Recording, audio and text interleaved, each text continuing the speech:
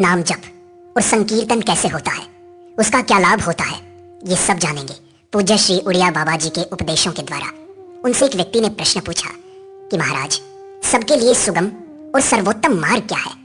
तब उन्होंने कहा, नाम जप करना सबके लिए सुगम और श्रेष्ठ है। तो महाराज, नाम जप में रुचि कैसे हो? रुचि होना ही कठिन है। रुचि हो जाने पर तो भजन छूटता ही नहीं। विषय सेवन का अभ्यास अनेकों जन्मों से पड़ा हुआ है, वह धीरे धीरे बदलेगा। इसलिए उत्साह पूर्वक नाम जप करते रहना चाहिए, इससे उबने की जरूरत नहीं है। महाराज, भगवान का कीर्तन क्यों करना चाहिए? भगवान हमारे प्यारे हैं, इसलिए उनका कीर्तन करना चाहिए। प्यारे का नाम लेना हमारी न छूटने वाली आदत है, इसलिए प्यारे के नाम का जप, कीर्तन और उनका गुण अनुवाद किए बिना रहा ही नहीं जाता। यह भक्तों का मानो स्वभाव ही है। इसके लिए भले ही उनकी कोई निंदा करे, यह एक नियम भी है कि जिस प्रकार बनिए से व्यापार किए बिना नहीं रहा जाता, कामी से स्त्री का कीर्तन किए बिना नहीं रहा जाता, किसानों से खेती किए बिना नहीं रहा जाता, इसी प्रकार भक्तों से श्री कृष्ण कीर्तन किए बिना नहीं रहा जाता। महाराज जी, लोग लज्जा और संकोच छोड़कर कीर्तन करते हैं। उन्हें बहुत आदमी तो ढोंगी बताते हैं। बताने दो ढोंगी, भंवरे को तो रस चूसने से काम। जो तमोगुणी होते हैं उन्हें ही भगवान नाम कीर्तन में लज्जा आती है। तो महाराज, क्या कीर्तन से ध्यान स्थिर हो सकता है? कीर्तन भी ध्यान ही है। भगवत भक्त को भगवान का किसी भी प्रकार भजन चिंतन करने से आनंद आ जाता है। भगवान को याद करना और इस जगत को भूलना, यही हमारा लक्ष्य है। कीर्तन करो, कीर्तन से थक गए तो जप करो, जप से थक जाओ तो स्वाध्याय करो, स्वाध्याय से थको तो ध्यान करो, ध्यान से थक जाओ तो भगवत चर्चा करो। समय को व्यर्थ बातों में नष्ट ना करो, हर समय भगवान का चिंतन करते रहो। महाराज, कीर्तन में झांझ पीटने से क्या पुण्य होता होगा? यदि पुण्य नहीं होता तो पाप भी तो नहीं होता। जब तुम सुल्फा, बीड़ी, तंबाकू आदि का सेवन करने और ताश खेलने को बुरा नहीं मानते, तो इसी को क्यों बुरा मानते हो? कुछ न करने से तो यह अच्छा ही है। भाव को भाव अनख आलस हूं, नाम जपे मंगल दिसि दस हूं। महाराज, भगवान के कीर्तन से क्या लाभ है? भगवान के कीर्तन से साधक को भगवान के दर्शन होते हैं, और उन सिद्धों को जिन्हें भगवान के दर्शन हो गए हैं, अपने प्यारे के नाम लेने में परम आनंद आता है। महाराज, संकीर्तन उत्सवों का लक्ष्य क्या होना चाहिए? मैं तो कहता हूं कि हरिनाम संकीर्तन हरिनाम में आसक्ति होने के लिए ही होना चाहिए, भगवान के दर्शन या किसी अन्य हेतु से नहीं। बस भगवान में आसक्ति हो जाए, यही संकीर्तन का लक्ष्य है। महाराज, तो क्या भगवान नाम में आसक्ति होना भगवत दर्शन से भी बढ़कर है क्या? हाँ, अवश्य बढ़कर है। भगवान नाम में आसक्ति हो जाने के बाद दर्शन हो चाहे ना हो, साधक को परवाह नहीं रहती। उसको दर्शन देने के लिए तो भगवान तैयार ही रहते हैं।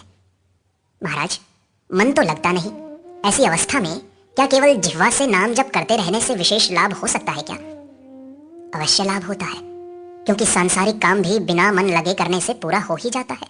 जैसे बही खाते का काम करते समय भी मन भ्रमण करता रहता है, किंतु इस प्रकार बिना मन लगे रहने से भी वह काम पूरा ही हो जाता है। वैसे ही बिना मन लगे केवल जिह्वा से ही जप करते रहने पर भी सफलता अवश्य मिलेगी। तुम करो तो सही। महाराज, नाम जप, नाम स्मरण और नाम कीर्तन में से कौन श्रेष्ठ है? वाणी द्वारा होने वाले उपांशु और मानसिक जपों में कौन सा जप श्रेष्ठ है? साधारण जनता के लिए नाम संकीर्तन विशेष लाभप्रद है, और जो संयमित चित्त वाले हैं उनके लिए जप अधिक उपयोगी है। प्रारंभ में उच्चारण करके जप करना चाहिए, फिर जैसे मन समाहित होगा वैसा वैसा ही मानसिक जप अधिक प्रिय लगने लगेगा। महाराज जी, संकीर्तन में स्वर ताल आदि का रस आता है, वह क्या बंधनकारी है क्या? वह भक्त के लिए तो बंधनकारक हो ही नहीं सकता, क्योंकि भक्त की उसमें भी भगवत्ता की भावना है। वह उसे श्रवण रस न समझकर भगवान रस समझता है। अतः भगवत प्राप्ति का साधन होने के कारण वह उसके बंधन का कारण नहीं हो सकता। हाँ, जिज्ञासु की अवश्य उसमें उपेक्षा रहती है, क्योंकि उसकी उसमें भगवत भावना नहीं होती। इसके सिवा भगवत प्रेम उसका लक्ष्य भी नहीं होता। वह तो भगवत तत्व का जिज्ञासु है। अतः उसे ये स्वरताल भी विषय रूप प्रतीत होने के कारण हेय ही प्रतीत होते हैं, परंतु बोधवान की उसमें न तो हेय बुद्धि होती है और न उपादेय बुद्धि ही। उसकी दृष्टि में तो सब कुछ ब्रह्म स्वरूप ही है। महाराज जी, कुछ लोग आपके ऊपर आक्षेप लगाते हैं कि आप लोगों को संध्या गायत्री का उपदेश न देकर संकीर्तन का ही उपदेश क्यों देते हैं? भाई, मैं यह कब कहता हूं कि संध्या मत करो? मैं तो कहता हूं जो संध्या कर सके वो अवश्य करे, किंतु जो अक्षर नहीं जानता, शुद्ध उच्चारण नहीं कर सकता और न जिसे पढ़ने लिखने का समय है, वह मेरे कहने से संध्या कैसे याद कर सकता है? उससे मैं कह देता हूं कि कीर्तन करो। यदि कीर्तन के लिए भी न कहूं तो वे कुछ भी नहीं करेंगे। महाराज जी, बहुत से पंडित लोग कहते हैं कि कीर्तन में ओंकार का उच्चारण नहीं करना चाहिए, इसे सब नहीं बोल सकते, शूद्र का इसे उच्चारण करने में अधिकार नहीं है। क्या ऐसा है? देखो, यदि मना करते हैं तो मत बोलो, शास्त्र के विरुद्ध मत चलो। हमारा कृष्ण नाम तो सब नामों से बड़ा है। देखो, मुझे बंगाली स्वामी से एक श्लोक प्राप्त हुआ, उसमें श्री कृष्ण की कितनी महिमा है।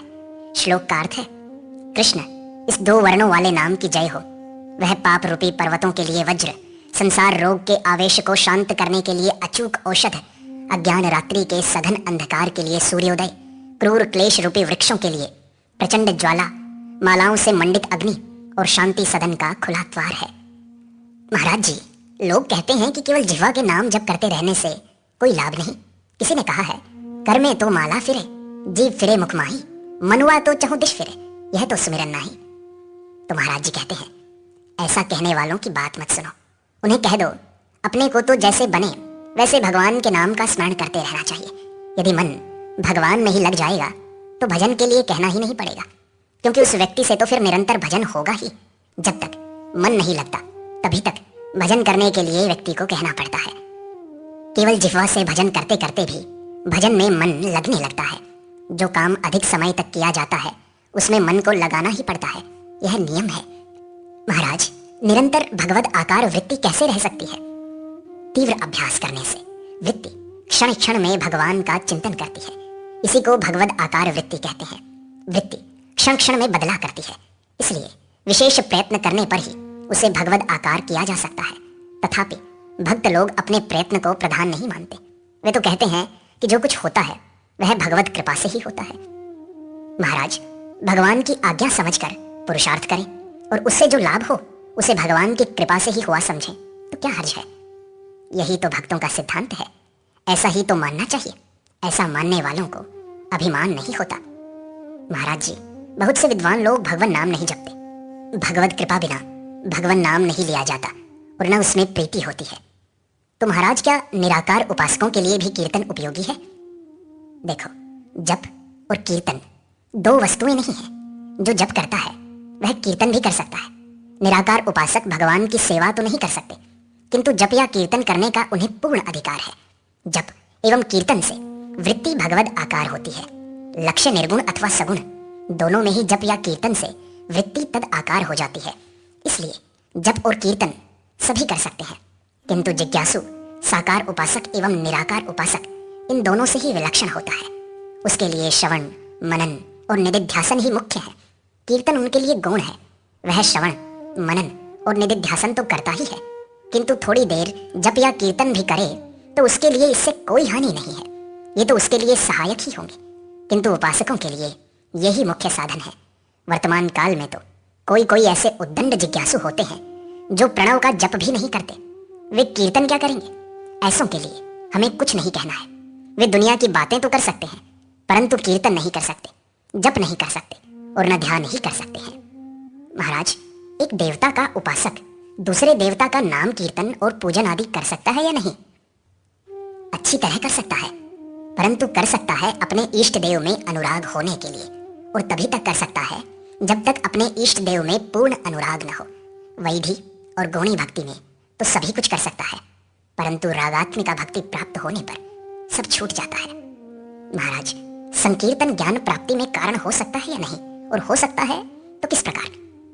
ज्ञान के इच्छुक साधकों के लिए कर्म और उपासना अंतःकरण की शुद्धि के लिए होते हैं। कीर्तन भी कर्म और उपासना के अंतर्गत आता है। अतः इससे उनके अंतःकरण की शुद्धि होगी और अंतःकरण शुद्ध होने पर उन्हें ज्ञान की प्राप्ति होगी। किंतु ज्ञान इच्छुक व्यक्ति का लक्ष्य भगवत प्राप्ति नहीं होता, वह तो प्रेमियों का लक्ष्य है। अतएव भगवत प्रेमियों के लिए तो कीर्तन साधन है और साध्य भी, तथा ज्ञान मार्गियों के लिए वह केवल अंतःकरण की शुद्धि का ही साधन है। महाराज जी कहते हैं योग से चित्त शांत हो जाता है। क्या यह ठीक है? यह भी ठीक है, परंतु जप के अंदर भी अनंत सामर्थ्य है, इसलिए जप में तत्पर हो जाना चाहिए, उसी से सब कुछ प्राप्त हो जाएगा। महाराज जी, संकीर्तन के समय जिस नाम की ध्वनि उच्चारण करें उसके साथ नामी का भी ध्यान करना आवश्यक है, किंतु महामंत्र के एक चरण में तो हरि और राम है तथा दूसरे में हरि और कृष्ण है, तो क्या एक पद बोलने के समय श्री राम का ध्यान करना उचित है और दूसरा पद बोलते समय ध्यान को बदलकर श्री कृष्ण का ध्यान करना चाहिए? ऐसी दुविधा होने से तो ध्यान ठीक नहीं हो पाता। ऐसी स्थिति में क्या करना चाहिए? भक्त को सदैव एकमात्र अपने इष्ट देव का ही ध्यान करना चाहिए। मंत्र में जो इष्ट देव का नाम है वह तो उसका ही है, उसके अतिरिक्त जो अन्य नाम है वे भी अपने इष्ट देव के ही समझने चाहिए। जैसे महामंत्र का जप या कीर्तन करते समय कृष्ण का ही ध्यान करना चाहिए। जब वह हरे राम राम राम हरे हरे इस पद का उच्चारण करे तो भी श्री कृष्ण का ही ध्यान रखे और यह समझे कि राम श्री कृष्ण का ही नाम है, क्योंकि राम उसी को कहते हैं जो सब जगह रमा हुआ है, अथवा जिसमें योगी जन रमण करते हैं। श्री कृष्ण में यह नाम पूर्णतया सार्थक है, क्योंकि वे सब जगह रमे हुए हैं और योगी उनमें रमण करते हैं। इसी प्रकार राम भक्त को जब वह हरे कृष्ण कृष्ण कृष्ण हरे हरे इसका उच्चारण करे तो भी श्री राम का ध्यान रखना चाहिए, क्योंकि राम का नाम कृष्ण भी है। कृष्ण का अर्थ है खींचने वाला। जैसे श्री कृष्ण मन को खींचते हैं, उसी प्रकार राम जी भी उसे अपनी ओर खींचते हैं। उसी प्रकार यदि शिव के नाम का कीर्तन करें तो भी राम या कृष्ण के भक्तों को अपने इष्ट देव का ही ध्यान करना चाहिए, क्योंकि उनके इष्ट का नाम शिव भी है। शिव का अर्थ है मंगलकारी, सो राम और कृष्ण भी मंगलकारी ही है, अतः उनका नाम शिव भी हो सकता है। मैं तो यह कहता हूँ कि अच्छे बुरे जो कुछ भी नाम है वे सब भगवान के ही है, अतः भक्त को उनमें इष्ट बुद्धि ही करनी चाहिए। महाराज, विद्वान लोग भगवान का नाम क्यों नहीं जपते? भगवत कृपा के बिना भगवान नाम नहीं लिया जाता और न उसमें प्रीति ही होती है। भगवत कृपा कब और किस पर होती है यह हम नहीं कह सकते। तो महाराज, भगवान का जोर जोर से नाम लेने से क्या लाभ है? भक्त लोग अपने प्यारे का नाम जोर जोर से लेकर आनंदित होते हैं बस। महाराज, नाम कीर्तन में सबकी निष्ठा क्यों नहीं होती? जिस प्रकार स्कूल में 200 लड़के पढ़ते हैं परंतु परीक्षा में सभी उत्तीर्ण नहीं होते, हाँ, बार बार प्रयत्न करें तो और सब भी उत्तीर्ण हो सकते हैं। इसी प्रकार नाम जप में सबकी निष्ठा नहीं होती, किंतु बार बार कीर्तन करने से सभी की निष्ठा हो सकती है। आसक्ति का नाश होने पर ही तुम्हें भगवान नाम निष्ठ की उपलब्धि होगी। नाम कीर्तन करने से मनुष्य की तद आकार वृत्ति हो जाती है। जो राम नाम कीर्तन करते हैं वे राम को प्राप्त हो जाते हैं, तथा जो कृष्ण नाम कीर्तन करते हैं वे कृष्ण को प्राप्त हो जाते हैं। इसी प्रकार अपनी अपनी धारणा के अनुसार हिंदू, मुसलमान, ईसाई आदि सब ईश्वर को ही प्राप्त करते हैं।